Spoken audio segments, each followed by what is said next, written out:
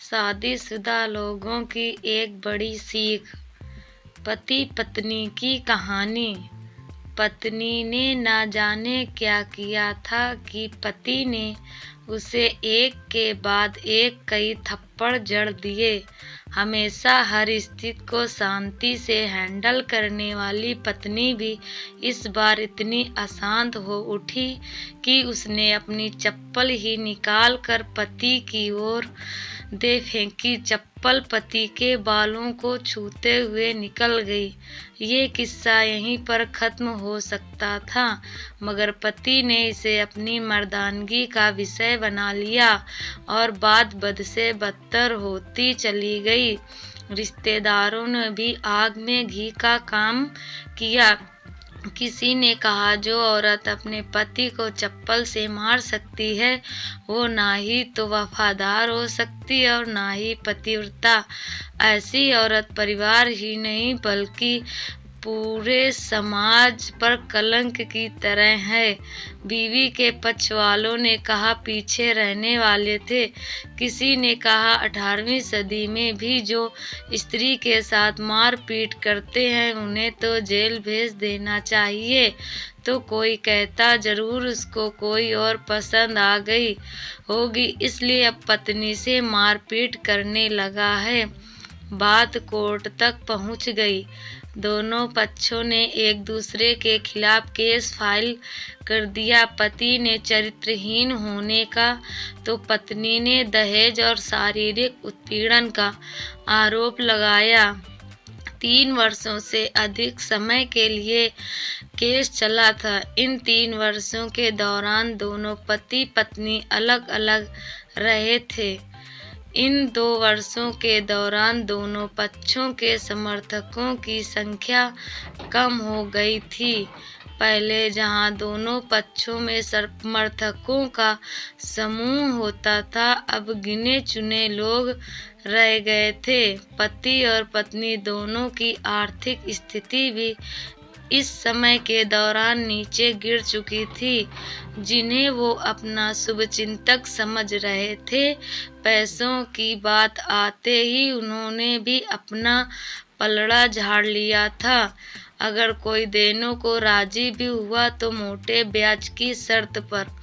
आखिरकार वही हुआ जो सब चाहते थे, डाइवोर्स। हर कोई खुश था, दोनों पक्षों के रिश्तेदार, उनके माता पिता और दोनों के वकील। लेकिन 5 साल की सुखद शादी और एक सुंदर बेटी होने के बाद मिले इस डाइवोर्स से पत्नी मूक थी और पति शांत। शायद ये इत्तेफाक ही था कि इस खुशी को मनाने के लिए दोनों पक्ष के लोग एक ही चाय की टपरी पर बैठे आमने सामने। इत्तेफाक इसलिए क्योंकि ज्यादातर लोग जो एक दूसरे के विरोध पक्ष को सपोर्ट कर रहे थे वे एक दूसरे को अच्छे से जानते भी नहीं थे। पति पत्नी भी इन सभी से दूर एक दूसरे के सामने मेज पर बैठे। पत्नी ने पति से कहा, अब तो खुश हो गए ना, तुम्हारे मन की जो हुई है मुबारक हो। तुम भी तो आज जीत गई हो, मुझसे तलाक तो तुम्हें भी मिल गया है। पति ने कहा, तलाक को तुम जीत का प्रतीक समझते हो? पत्नी ने पूछा। पति चुप रहा। थोड़ी देर की शांति के बाद पति ने कहा, मुझे तुम्हें 6 लाख रुपए अभी और हर महीने 9,000 देने का आदेश है। अभी मेरे पास पैसे नहीं हैं, इसलिए हमारा मतलब मेरा जो सिटी में फ्लैट है उसे तुम्हारे नाम कर देता हूँ। पत्नी बोली, लेकिन उस फ्लैट की कीमत तो 20 लाख की है। हाँ, लेकिन हमारी बेटी तुम्हारे साथ है और आगे जाके उसके खर्चे भी बढ़ेंगे, तुम्हें थोड़ी आसानी होगी। पति ने कहा, नहीं नहीं, मुझे सिर्फ 6 लाख ही देना और तुम हर महीने 9,000 तो देने ही वाले हो, मैं मैनेज कर लूँगी। अगर 6 लाख नहीं तब भी कोई बात नहीं। पत्नी बोली। दोनों फिर से शांत हो गए। पति सोचने लगा कि इतनी भोली और समझदार है ये औरत, जो कुछ समय पहले तक मेरी पत्नी थी और अब अनजान। ये वही है जो कम से कम खर्चे में घर चलाती और पैसे बचाकर मेरे जन्मदिन और बर्थडे पर हमेशा मेरे लिए नए कपड़े खरीद लाती।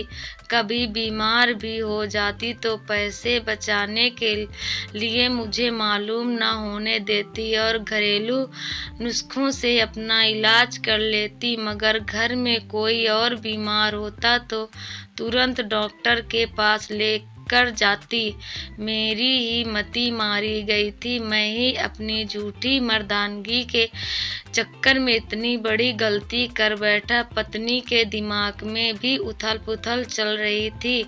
अभी भी वैसा का वैसा ही है। पहले भी खुद से ज़्यादा हमारे बारे में सोचता था और अब भी वही कर रहा है।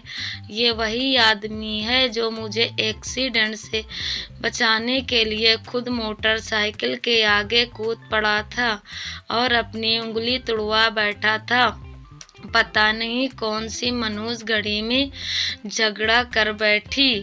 पति ने मौन तोड़ते हुए पूछा, अब तुम्हारे कमर का दर्द कैसा है? ज़्यादा तकलीफ तो नहीं होती? पत्नी हल्का सा मुस्कुराई और बोली, अभी भी होता है, अब तो पेट में भी उठते हैं। वो तो होगा ही। तुम योगा या कसरत भी तो नहीं करती हो। अब किसी गायनोकोलॉजिस्ट को जरूर दिखा देना। पति ने कहा, तुम बताओ तुम्हारा अस्थमा कैसा है? अब क्या अब भी दौरे पड़ते हैं? पत्नी ने पूछा।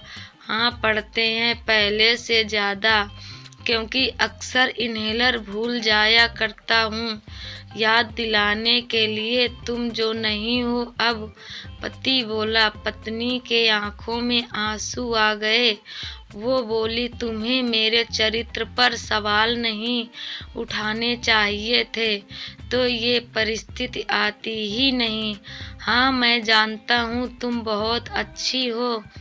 मुझसे गलती हो गई, बहुत बड़ी गलती। मैं लोगों के बहकावे में आ गया था। पति बोला, तुमने भी तो मुझ पर दहेज का इल्ज़ाम लगाया था। वो बोला, गलत था और इस बात का मुझे भी पछतावा हुआ। पत्नी ने कहा। पति कुछ कहना चाह रहा था लेकिन हिचकिचा रहा था। पत्नी ने पूछा, कुछ कहना चाहते हो? वो बोला, क्या सब पहले जैसा नहीं हो सकता? क्या मतलब? पत्नी बोली, मतलब कि हम फिर से पहले की तरह पति पत्नी बनकर अच्छे दोस्त बनकर नहीं रह सकते? पति बोला, पर ये डाइवोर्स के पेपर दिखाते हुए पत्नी ने कहा, फाड़ देते हैं। पति ने अपने पास रखे डाइवोर्स के पेपर फाड़ते हुए कहा। पत्नी ने भी अपने पास रखे पेपर फाड़ दिए। सभी हैरान थे। वकील, रिश्तेदार और माँ बाप, पति पत्नी दोनों एक दूसरे के हाथ में हाथ पकड़े अपने घर की तरफ चले गए। दोस्तों, ये कहानी उन हर पति पत्नी के लिए बड़ी सीख है जो छोटी छोटी बातों पर लड़ते हैं और इन झगड़ों को बड़ा बना के अलग होने का डिसीजन लेते हैं। प्यार और झगड़ा तो एक सिक्के के दो पहलुओं की तरह हैं। दोनों को स्वीकार करना होगा, तभी ये पवित्र रिश्ता उसकी मंजिल तक पहुंच पाएगा। दोस्तों, अगर आपको यह कहानी वीडियो सुनकर पसंद आई हो तो लाइक करें। हमारे चैनल खूबी हिंदी स्टूडियो को सब्सक्राइब करें। इसी तरह दिलचस्पी कहानी वीडियो की नोटिफिकेशन आपको मिलती रहे।